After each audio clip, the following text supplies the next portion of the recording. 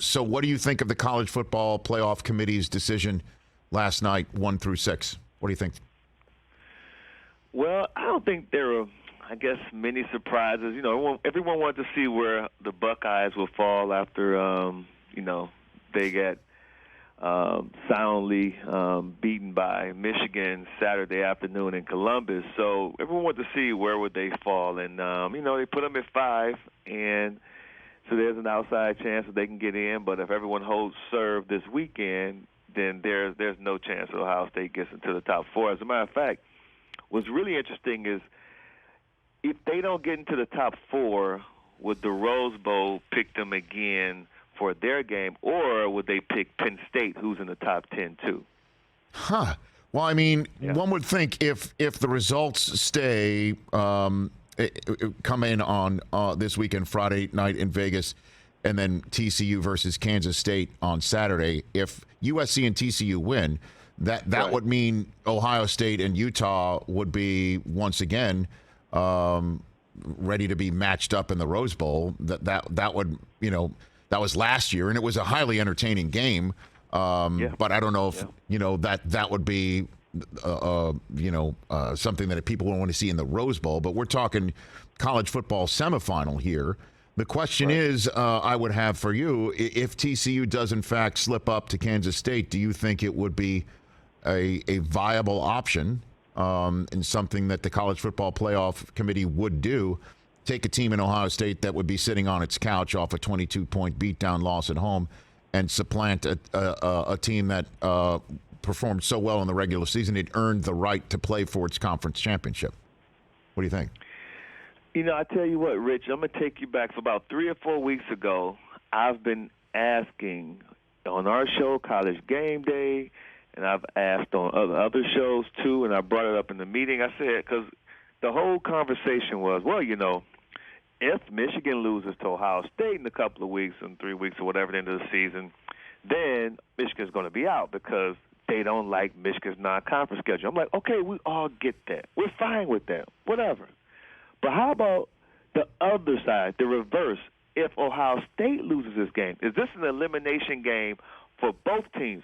And no one ever wanted to answer that question. And then Reese Davis, a week ago, presented that same scenario to Boo Corrigan, the selection committee chairperson, and he avoided it.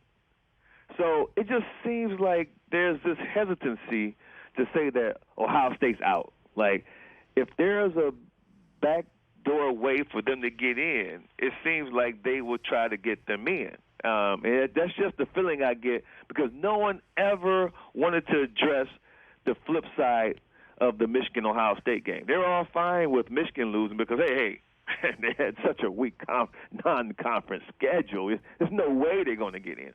Okay, we get that. But how about if Ohio State loses at home? We're talking now, let's put it in context, Rich. Their Heisman front-runner running back was gone. Blake didn't play. Their other running back played with one hand. The edge rusher, Mike Morris, he was banged up, maybe gave them 10 snaps. The tight end, he was banged up. I mean, if you listen to Pete Thamel before the game, it was like a CVS receipt length of injuries for Michigan. And the flip side was, hey, it's sunny, it's 50 degrees, there's no wind, it's perfect weather for C.J. Strong in this passing game. I'm hearing this is the game. Everyone's talking about Jim Knowles, the new defensive coordinator from Oklahoma State. This is the game that he was brought here for. This defense is so much different than they were a year ago.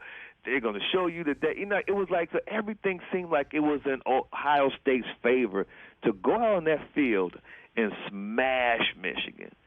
And the reverse happened. So if you're in that committee, it's college football selection committee room, and you're trying to weigh everything out, it's hard not to look at those other factors, too, when you're splitting hairs about who's going to be in that fourth spot.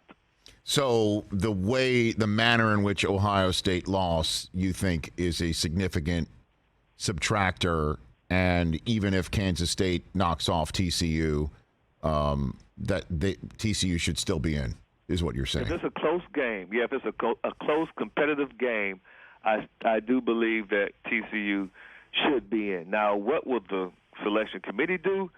I'm of the belief that they may try to get Ohio State in, just because of the fact that they were never, ever willing to say that the Michigan-Ohio State game was an elimination game for both teams. And then, we know the factors involved, everything that was going into it, and they still end up, losing by 20-plus points on their own field. Catch the Rich Eisen Show every single day on the Roku channel, 12 to 3 Eastern, for free.